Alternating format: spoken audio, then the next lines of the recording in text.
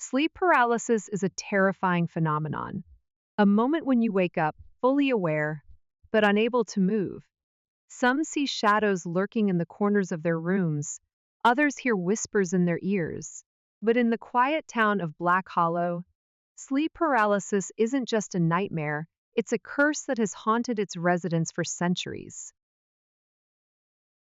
Black Hollow was founded in the late 1600s by a group of settlers fleeing accusations of witchcraft. They sought refuge in a dense forest, far from the prying eyes of the world. But the land they claimed had its own history, one that should never have been disturbed. Old legends spoke of the Silent Watchers, shadow-like entities that roamed the forest long before humans arrived. They were neither spirits nor demons, but something far worse, ancient beings that fed on the fear of the living. The settlers ignored the warnings of the indigenous tribes and built their town anyway. For years, things seemed normal. But then the first reports came, people waking up in the dead of night, unable to move, feeling the weight of something unseen pressing down on their chests. The victims spoke of tall, faceless figures watching them, their hollow eyes burning with malevolent hunger. Some were left with deep scratches on their skin. Others disappeared entirely, only to be found days later with their mouths stretched wide in silent, eternal screams.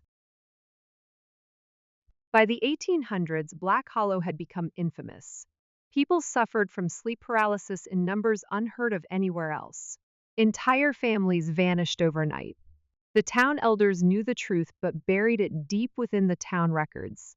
Hidden away in the church's basement were journals from the original settlers, describing an old ritual meant to keep the watchers at bay. Each year, on the longest night, a chosen individual had to be taken into the woods, bound in a circle of salt, and left there until dawn. The watchers would feast on their fear, sparing the rest of the town.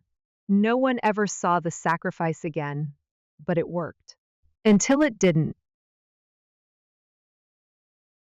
In 1963, a young doctor named Elliot Crane moved to Black Hollow, intrigued by the town's disturbing history of sleep disorders. He dismissed the stories as mass hysteria, convinced that sleep paralysis was merely a neurological phenomenon. That changed when he experienced it himself. One night, he woke to an unbearable weight on his chest. His limbs were frozen, his mouth unable to scream. At the foot of his bed stood a towering figure, its form shifting like smoke. It had no face, but Elliot felt it watching him. Then it moved closer, its breath ice cold against his skin. He broke free just as dawn's light seeped through his window. But something was wrong. His reflection in the mirror showed hand-shaped bruises on his arms, as though something had gripped him tightly. That morning, he found his neighbor, Mr. Wilkins, dead in his bed, eyes wide with terror, mouth open in a frozen scream. Elliot became obsessed with the town's history, searching the archives until he found the records of the ritual. The sacrifices had stopped in 1947, after the town council decided it was barbaric. That was when the nightmares worsened, when more people started vanishing. Determined to uncover the truth, Elliot sought out the last living elder, Agnes Whitmore, a frail woman in her 90s. She refused to speak at first, but after much pleading, she finally whispered the chilling words. "They've been waiting, Doctor." The watchers never left. The sacrifices stopped, but their hunger never did. And now they're taking what they're owed. That night, Elliot set up cameras in his bedroom. He forced himself to stay awake, but exhaustion took him. The footage he captured was beyond comprehension. At precisely 3:07 a.m., his body lifted off the bed, as if invisible hands were dragging him upward. His mouth opened in a silent scream as dark figures surrounded him. The video ended abruptly. The next morning, his bed was empty. The only sign that he had ever been there was the deep, burned outline of a human figure on his mattress, as if his body had been incinerated from within.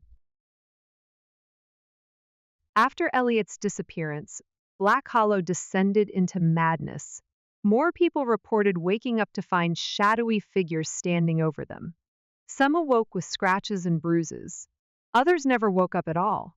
The town council, desperate and terrified, tried to reinstate the old ritual, but it was too late. The Watchers were no longer satisfied with one sacrifice. They wanted them all.